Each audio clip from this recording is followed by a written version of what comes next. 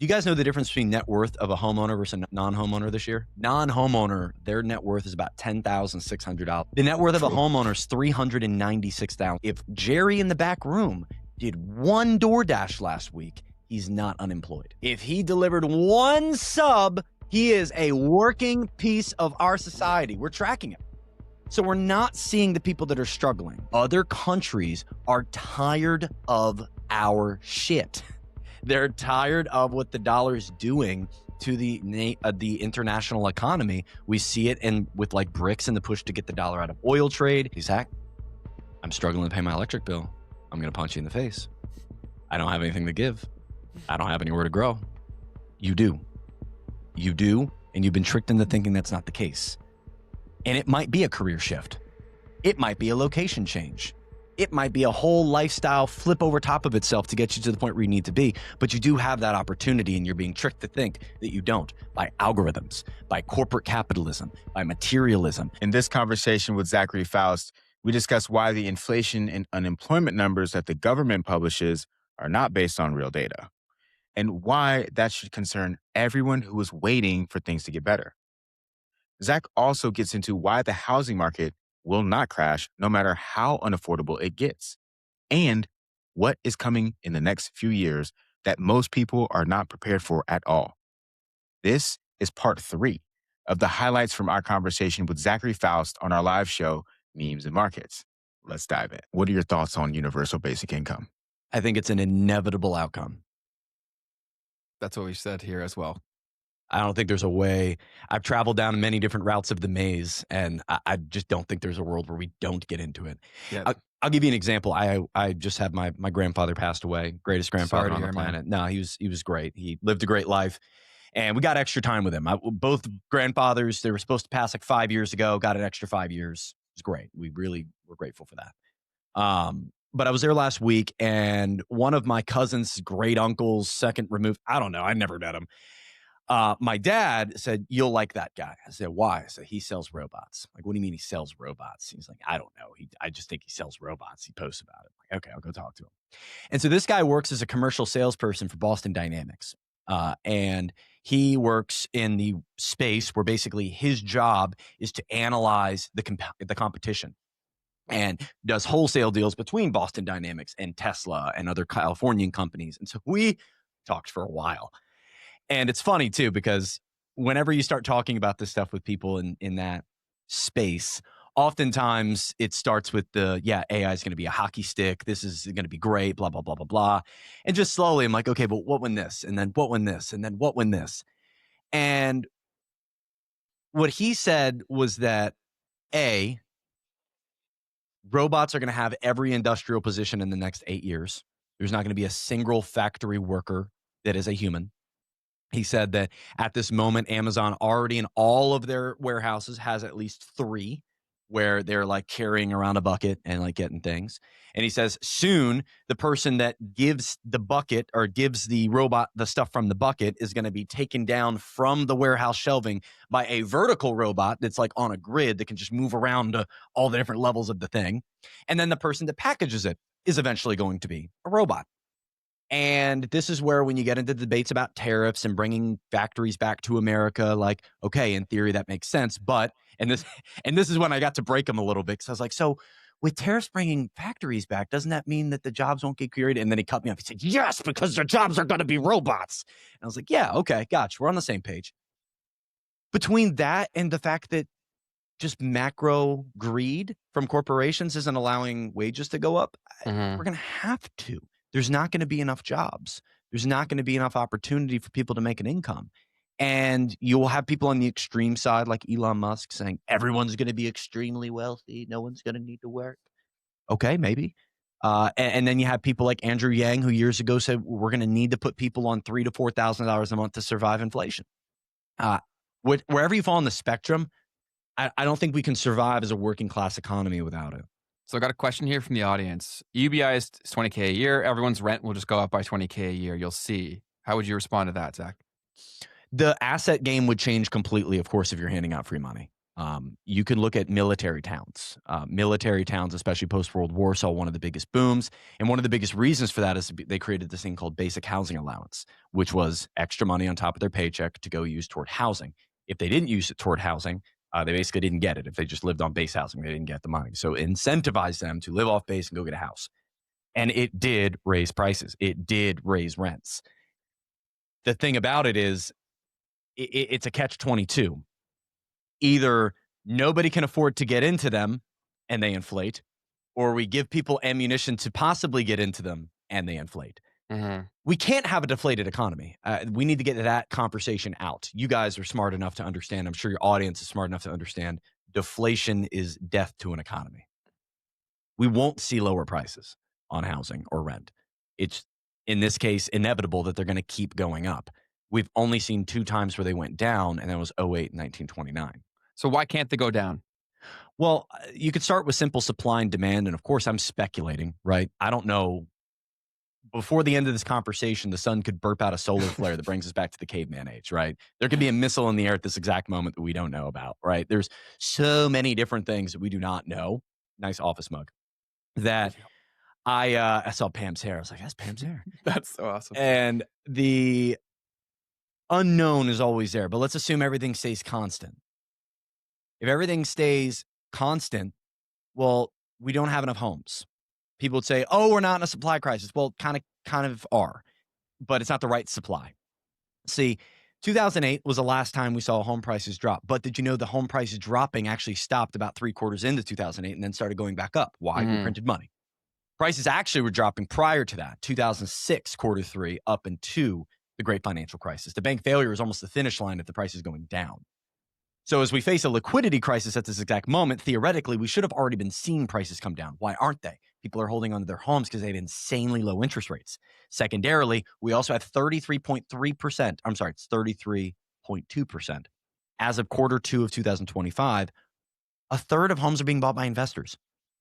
Institutional, Wall Street, mom and pop, Airbnb, everything in between. 39.6% of homes are owned mortgage-free right now. Wow. What's going to cause these people to sell? Big corporate investors, people that don't have a mortgage, boomers that don't have to pay childcare, aren't worried about these family care insurance plans going up, aren't worried about the cost of a new car because they have 2 that are paid off. What's going to force them to sell? Then comes the, oh, well, we have supply. This isn't a supply problem. Well, let's look at the 2008 supply. We had about 4 million homes that were on the market by the end of, I think, 2010. Of those 4 million, catch this. This is the most important part. About 508,000 of them, according to the Census Bureau of 2008 or 2010, were new construction, which means 3.5 million were normal people trying to sell their homes. And people weren't getting offers because banks were crunched.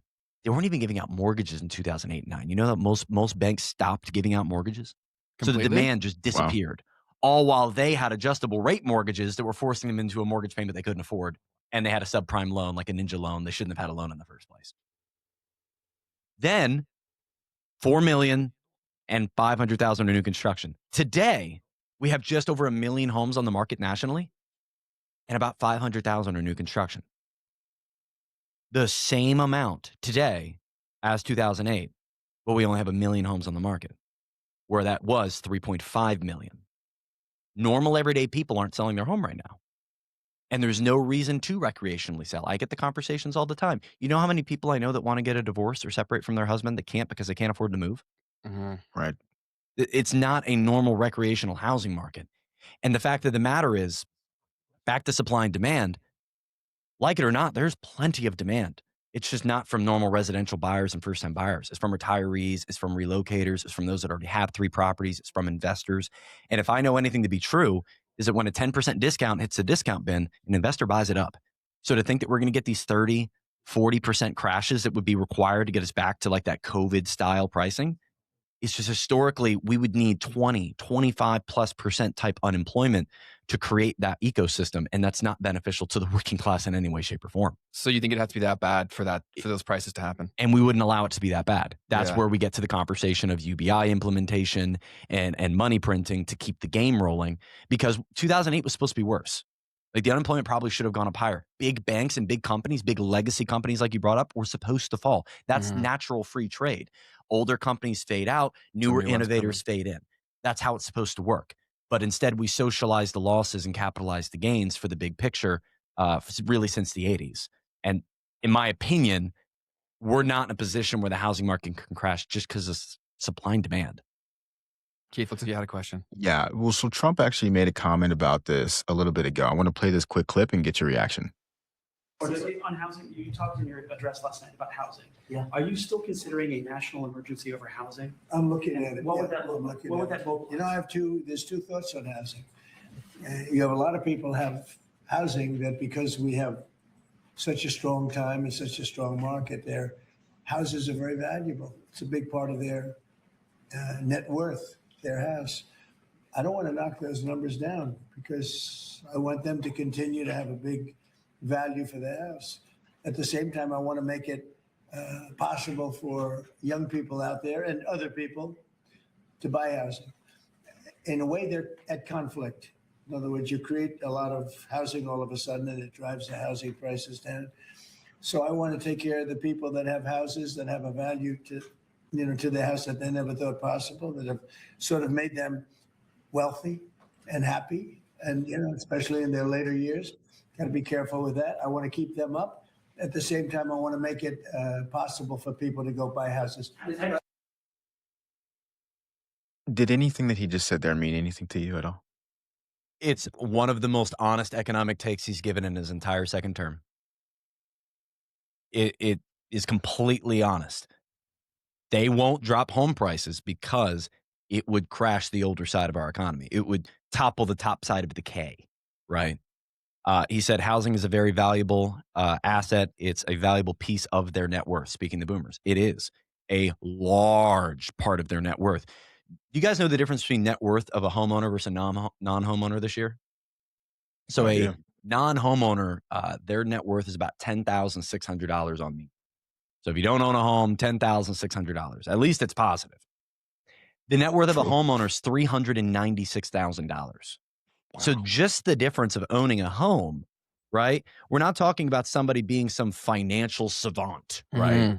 Everybody is like, my net worth's high. Well, okay, you've been at a job for 30 years, have a 401k, and own the same home. Of course your net worth's high. And you'd have to be an idiot to not have a high net worth. Are telling the same exact next generation, pull yourself up by the bootstrap. So this is an extremely honest take, in my opinion. The housing emergency, which, again, that question was, are we going to have a housing emergency enacted? He didn't actually answer the question.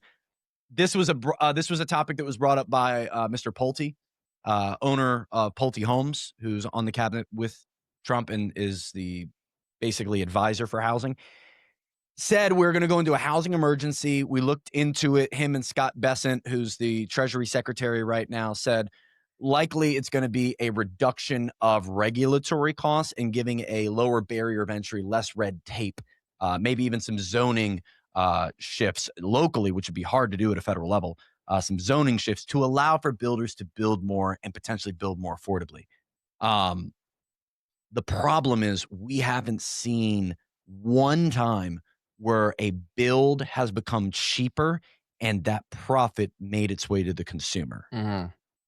So I don't know if necessarily that emergency would even necessarily solve the problem. He did say that he wants to prepare the first-time home buyer. I created a tracker specifically off of him saying that thing. It was July of 2024 where he got on a rant about housing. I'm like, I'm sat. Keep talking. And I, like you, Ben, I will sit and I'll watch the cabinet meetings. I'll watch the economic dissertations. I'll watch the panels over in England. I'm watching like weird stuff and it's boring. Like I remember sitting all days of the UN. I had it on the TV behind me. I'm just sitting watching. Like this is boring. But it helps get you through the headlines and what's actually going on. He said, I want to prepare first-time homebuyers. He made 5 promises specifically around housing, and so I created a Trump tracker to track his word on housing against actual results. And one of the big promises in Agenda 47, if you look it up, 20 promises, you look at promise section number 4, subsection 1, paragraph 1, talks housing affordability. And he specifically says, I'm going to prepare the first-time homebuyer. That's exactly what we need to do. First-time homebuyers need to have lower rates. Because when rates come down, they come down for everybody, the boomer, the retiree, the investor. It doesn't help the first-time home buyer. It's not giving them a sword to fight. It's giving everybody a sword to fight, and they've never held the sword before. And we also have the problem with wages. They're not making enough money. They don't have enough for the down payment. And of course, the cost of just being in a home is more expensive. So we have to prepare the first-time home buyer. That emergency wouldn't do it. That quote is super true, because if they were to lower home prices, it would affect a large part of the net worth. As I just mentioned, $396,000 is the median net worth of a homeowner, and it would affect things drastically. I think there's more realistic things you could do, though. Like what? Well, the supply and demand of it. Okay, let's keep it simple. We need more sellers that are normal everyday people, right? And we need more properties for first-time home buyers to have access to buying.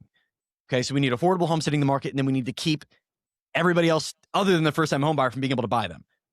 So two things could happen. I mean, one, you could remove capital gains tax from home sales when it's a sale that goes directly to a non-real estate holding buyer. So if they don't hold real estate and haven't in the last 5 years, they qualify for first-time home buyer program. No capital gains for the seller. Buyer gets the opportunity. On the buyer side, I think there's several ways you could create demand and give them the opportunity without giving them a handout. We just love giving banks handouts. That's cool. Yeah, that's the only group. I would say we could easily create a permanent buy down program. We don't have to lower rates necessarily to get a first-time buyer a lower rate. Do you guys know what a mortgage buy down is? I don't. Never when heard you that go to- before. Yeah, when you go to buy a home and you get quoted at a 6% rate, if it's a $300,000 loan, typically most companies will allow you to give them $3,000 to permanently pay down your rate. So let's just say for 1% of the pay down, you get 1% lower on the mortgage. So $300,000 loan, $3,000, and I could go from a 6% loan to a 5% loan. So theoretically, if we had a bank of $10,000 available for a first-time home buyer to utilize, and that money was utilized toward a 3-point buy down, we could make it so that first-time home buyers get access to more supply because people are going to be selling their homes hoping first-time home buyers buy them. And then secondarily, we subsidize a locked down, a paid down rate from the 6% that we have today to a 3%. We're going to give the opportunity for first-time home buyer to actually get into that home and afford it and create supply while also letting boomers cash out. I love it.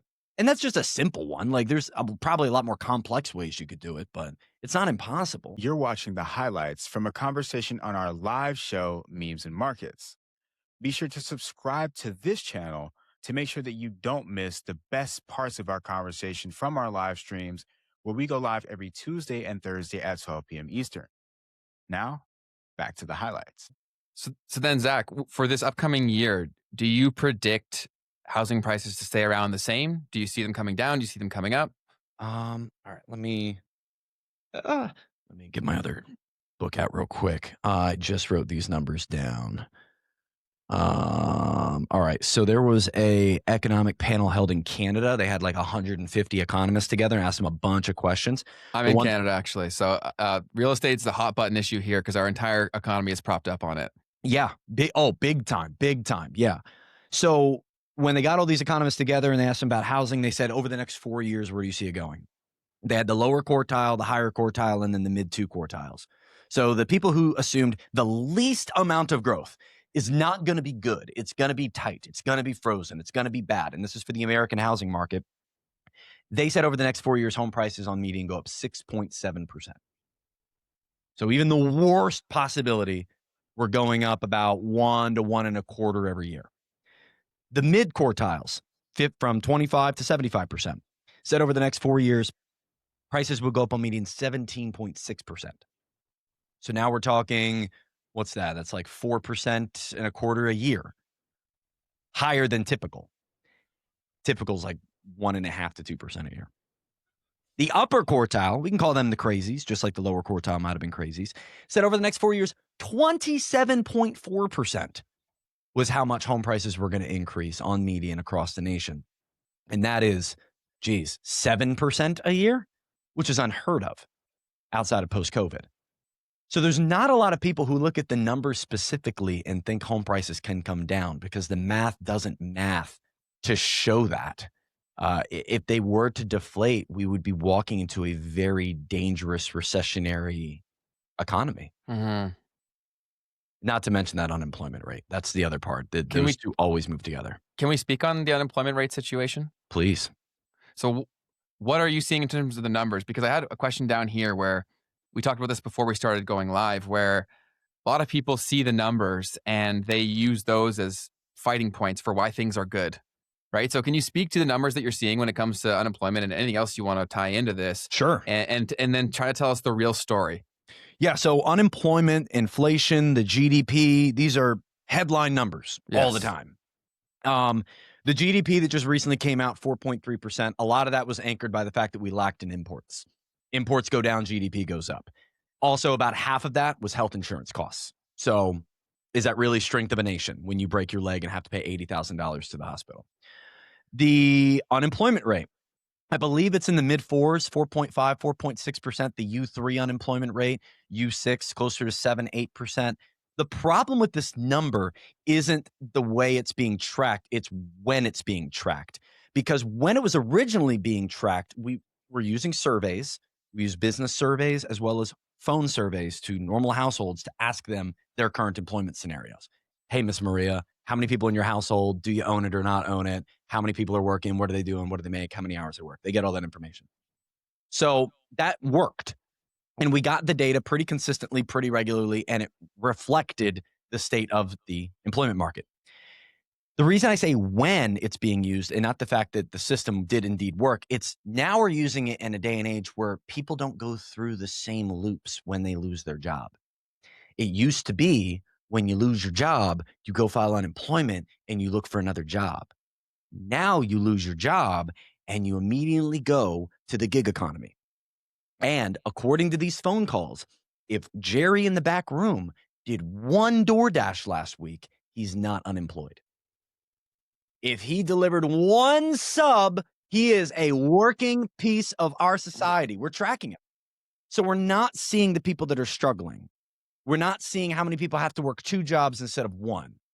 We're not seeing that number in the unemployment rate. And by the way, I would argue a lot of the people in a scenario where their employment situation would mark more maybe a nihilistic view on the labor market don't necessarily have 20 minutes to answer the spam likely phone call and take a voluntary survey at that moment. True. And there's always going to be, well, people can lie and people could say this, people can exaggerate. Yeah, but that's been true all across the board. And people are going to lie on surveys and people are going to exaggerate on surveys, but that's always been true. And if that remains a constant, just human behavior, then we can use the stats. That's great. But the constant around what people do when they get fired has changed dramatically. Mhm. And that has led me to believe, and a lot of people to believe, those numbers are very lagged and very inaccurate. On to inflation. Remember those phone surveys? About 2/3 of our pricing data does not come from real-time closed sales. It comes from surveys. Let's just look at housing. Shelter's 30% of the weighting of CPI. It's moved anywhere between 25 and 33%. They change it all the time, which is another thing. The Yep. CPI index formula changes all the time, so that's not constant. It's called, I believe, OER, owner equivalent rent, is how they deem shelter costs. Here's how they do it. Keith, you there, brother? Hi, is this Keith? Hey, Keith. Hey, brother. Listen, we're just calling from the Bureau of Labor and Statistics. You want to see, do you own your home? Let's pretend you do. Not yet. Let's pretend you do. Okay, Let's yeah. pretend you do. Perfect, Keith. Awesome. Listen, it looks like you've owned your home for, 25 years now? You still at the same address? Yep. Perfect. Okay.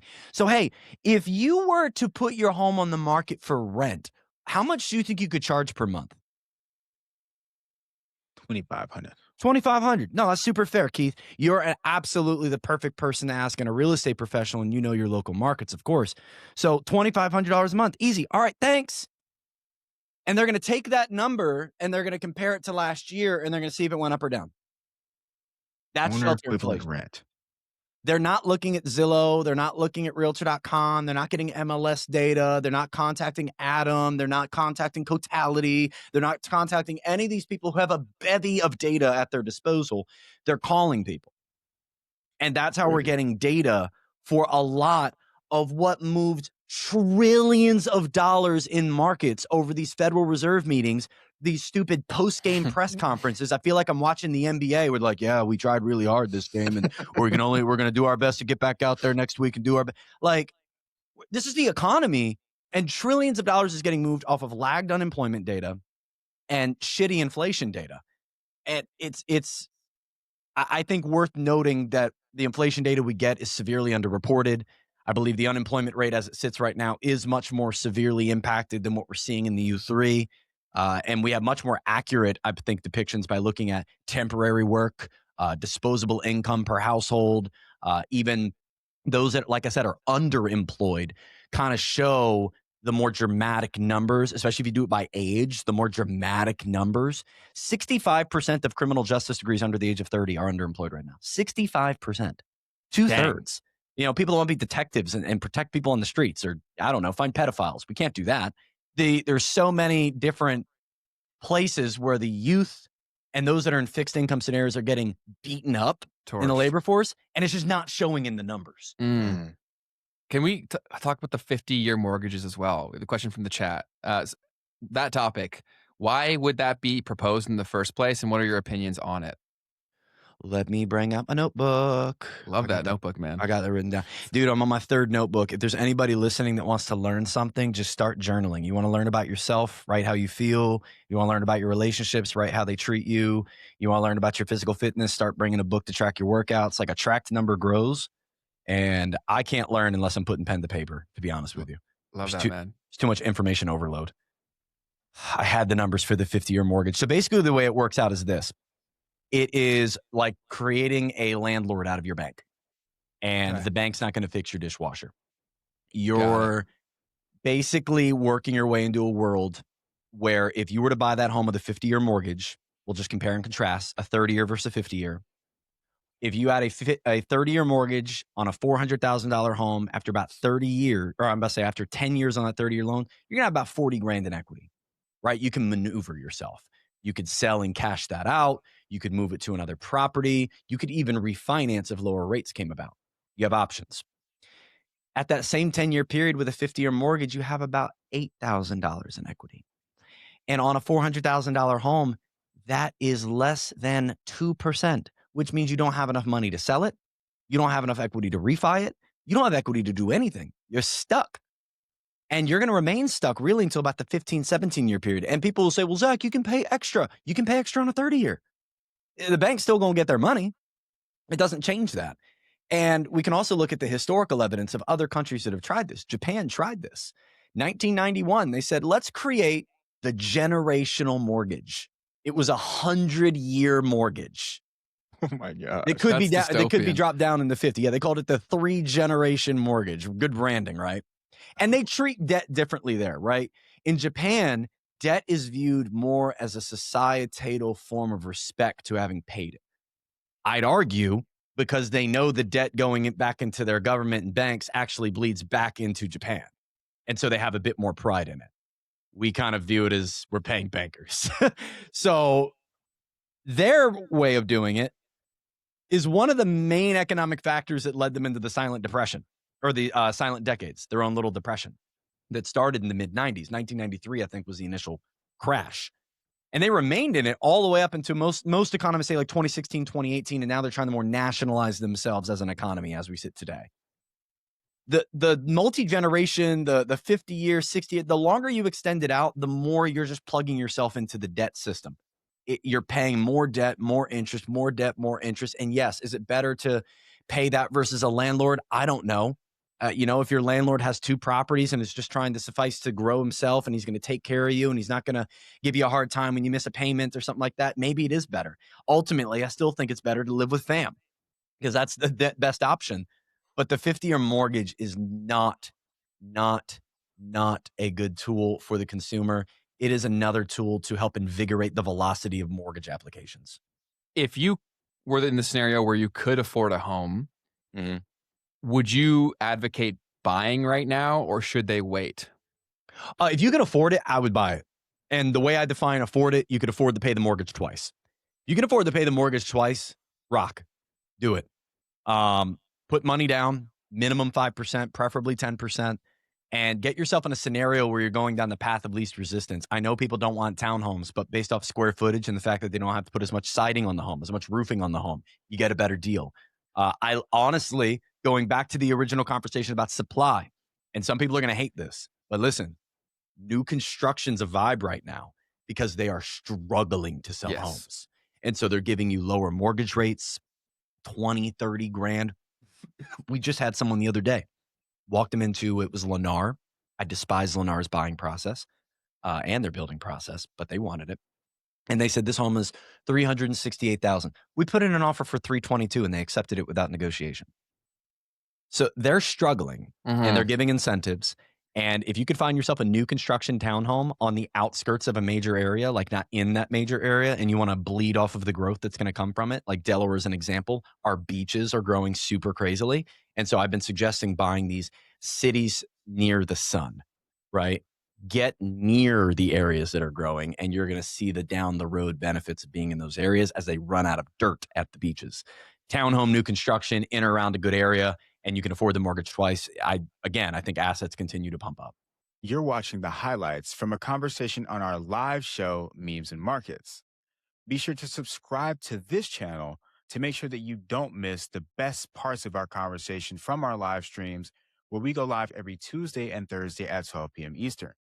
Now, back to the highlights. What predictions do you have for this year? It can be around anything, anything markets related. It can be conspiracy related. Hit me with any sort of predictions that you have for 2026 since we're so early into it. I'm not huge on predictions. I would say there's two things we know that are more than likely true, already happening. Central bank money printing. That's going to continue on. I believe the velocity will pick up from the 40 million a month peak we're at right now. I do feel that precious metals more than likely continue to have a great year. We know via documents like the Mar-a-Lago Accord that there is some justification for why they want a weaker dollar. And a lot of that does come back to getting onto this stable coin-like blockchain-backed system. Now, is that 2026? I don't know, but I do think that we'll take this year to keep preparing for it, if not. And a weaker dollar systematically means gold and silver go up because that's like the inverse. It's like the insurance policy against the dollar. I don't like the dollar. I don't like the dollar. I would say get away from dollar-backed investment. And if you're in it at all, I would say the stock market's probably the best place to be. If we print money, that probably melts up, but it's only melting up in the equivalence of the weakness of the currency that it's being bought with. So you mentioned that they're going to turn on the money printer in bigger and bigger ways. A lot of people understand the concept to a degree, but could you take us up through the path of how the money gets printed and then how that impacts the final consumer who's watching this right now? Right. So there's like three different ways that we can physically print money. And the least utilized way is the mint. People think of the mint and like actual dollars flowing down a machine and we don't use that as often. The two main forms are through quantitative easing and a congressional backed bailout. Now, when we think of like Occupy Wall Street 2010, when we bailed out the banks, that was a legislative move to say we're going to free up money to give to this specific entity, in that case, too big to fail banks. That was money that came from our government. Now, the central bank, our Federal Reserve, is a private entity. They are not federal. And as of 2020, they don't require banks to have any reserves. Did you guys know that? COVID, March, they said 0%. Yeah. So they're not federal and they don't require reserves. So they got a really well-branded name. That same exact central bank can print money in the form of what's known as quantitative easing. And here's how it works. They don't just print money and throw it at people. They go to institutional banks and say, hi, we just made more money available and we're going to be utilized to buy these long-term bonds off of you. And we're going to hold these bonds off market. Now, why would they do that? Well, the main reason, and they did it in 2008 and specifically 2012 to 14, QE1 and QE3, is because our long-term rates were going too high and people couldn't afford mortgages, cars, credit cards. And so the best way to get a price to go up is to remove the supply. So what they do is they remove the supply so the value of the bonds go up. And when the bond value goes up, the yield goes down. Does that make sense? You guys know that, right? When the value of a bond, when someone's like, I want that bond, they're willing to make less on it. When they don't want the bond as much, they need to make more on it.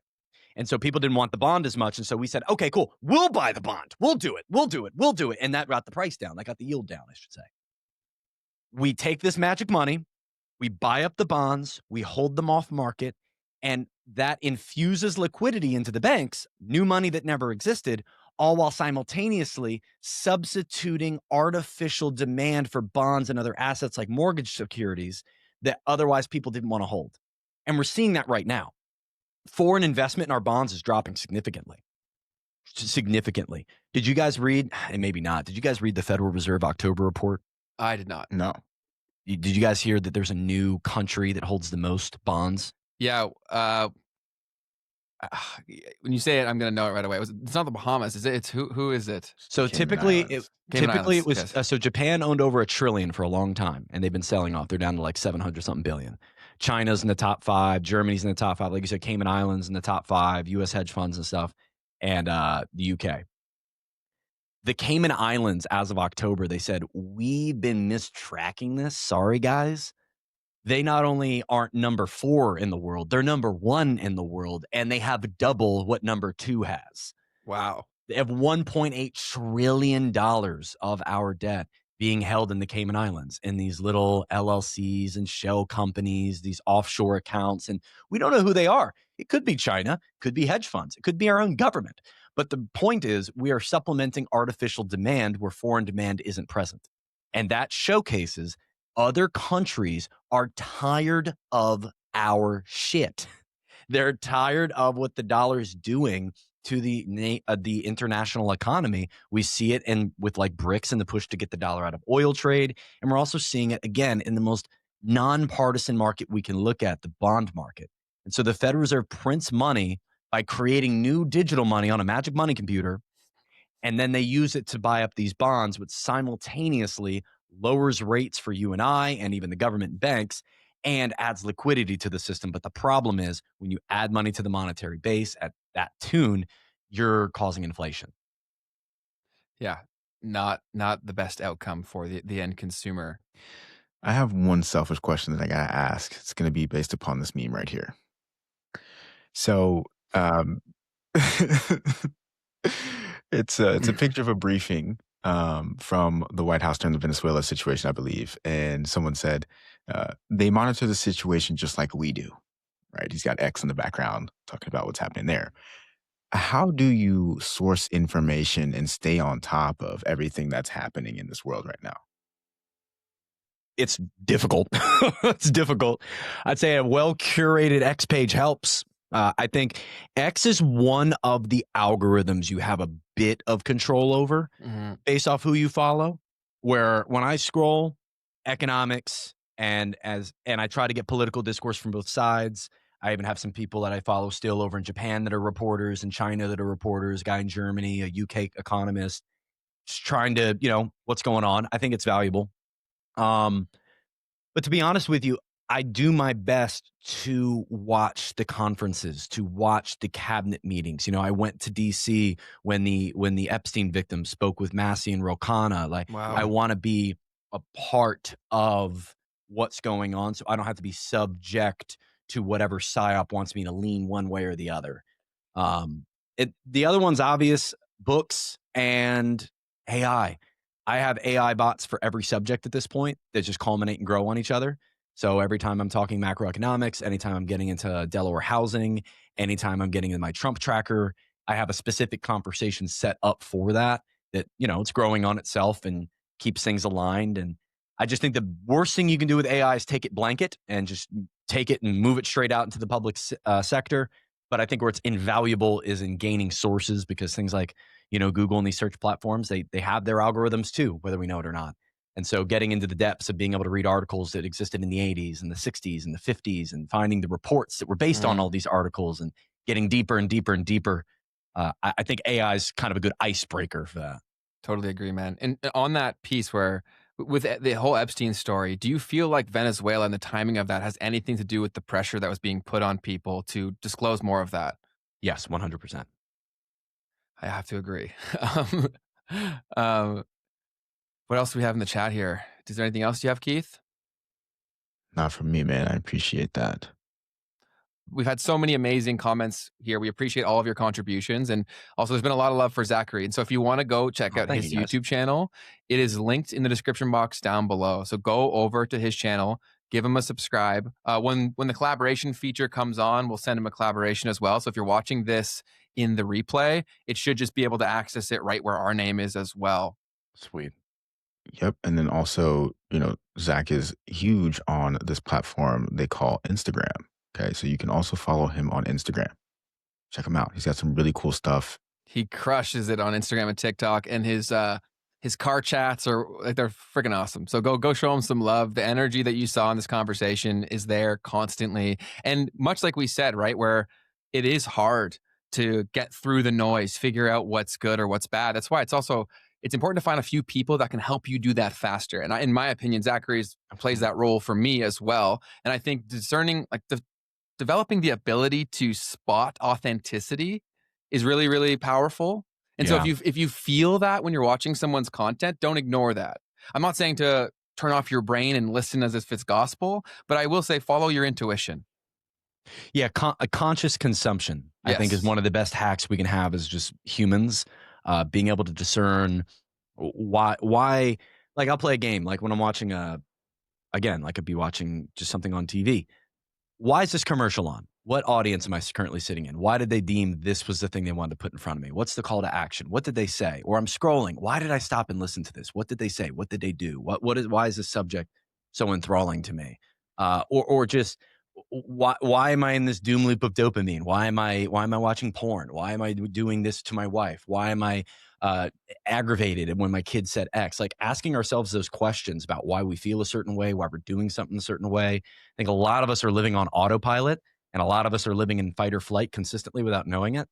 And it makes it hard to have that discernment around what we should be listening to and what not when we're living in that state. Incredibly well said. Yeah, that's really where it all starts. Conscious consumption. Conscious consumption. Yeah, I forget where I read that. I was back in like 2019. Just to consciously consume your life. Don't allow any feeling go unquestioned. Why do I feel that way? Why did I say that? Why did this reaction come out? Because we're just a meat computer powered by water and electric between our ears that we're never going to see and we don't understand the programming for.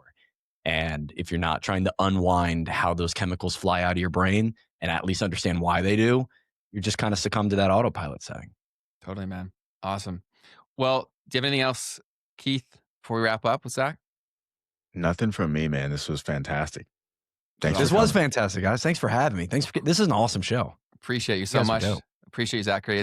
You're a legend, and we appreciate all the work that you're doing. And I think everyone in the chat did too. So I'll just repeat once again, go give him a follow. It's easily accessible down below. And we appreciate all you guys for being so active in the chat. All of you are amazing people, and the contributions that you give make this show possible. So understand that we appreciate it tremendously. Just because we didn't throw your question up doesn't mean that it was ignored or wasn't important. We're just doing the best with what we have, and we appreciate all you guys for being here and hanging out with us for a bit. For sure. Teams and markets, baby. That's it. Well, thank you guys so much. We will be live again on Thursday at 12 p.m. EST. So we will see all you guys there. Make sure to turn on notifications, by the way. We only ever go live on this channel. So turning on all notifications makes complete sense because it will only ever be when we're live. So you'll not be spammed and you can come in and hang out with us. And if you enjoyed this at all, hit that like button. It's free. And then definitely subscribe if you haven't already. Yes, 100%. Well, thank you so much, Zach. We appreciate you, man. Hope you have a great day and hope you can come hang out with us again soon. Yeah, let's try to do this again. This was fun. 100%. Wait, this was only a highlight from our live show, Memes and Markets, where we go live every Tuesday and Thursday at 12 p.m. Eastern.